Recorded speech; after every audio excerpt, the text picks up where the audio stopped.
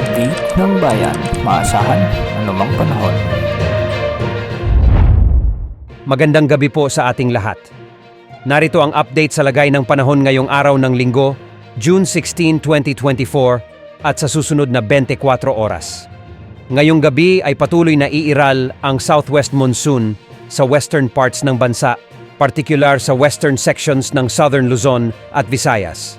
Kaya ngayong gabi nga ay makararanas ng makulimlim na kalangitan na may isolated rains ang ilang bahagi ng bansa dahil sa southwest monsoon, partikular sa Palawan, Occidental Mindoro, Zambales, Bataan, Cavite, Laguna, Batangas, ilang bahagi ng Quezon, Aklan, Antique, Guimaras, Iloilo, Capiz, Negros Island Region at Romblon.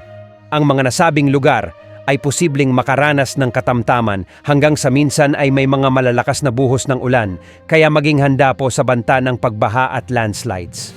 Samantala, ngayong gabi at sa mga susunod na oras ay posible naman ang mga pag-ulan dahil sa mga localized thunderstorms sa maraming lugar sa bansa. May posibilidad ng mga pag-ulan ngayon sa Ilocos Region, ilang bahagi ng Central Luzon, ilang bahagi ng Cagayan Valley, at ilang bahagi pa ng Cordillera Administrative Region.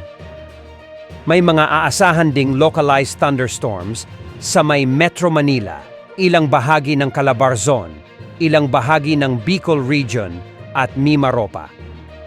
Sa Visayas, asahan naman ang mga isolated rain showers and thunderstorms sa bahagi ng Cebu Province, ilang bahagi ng Leyte at Samar Provinces kasama na ang Bohol at Negros Island Region. At sa Mindanao, posible rin ang buhos ng ulan sa Caraga, Northern Mindanao at ilang bahagi ng Davao Region at Bangsamoro Region.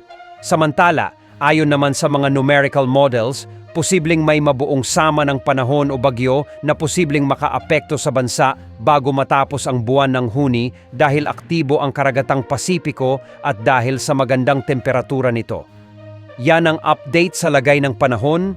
Ito po ang weather update ng bayan. Maaasahan anumang panahon.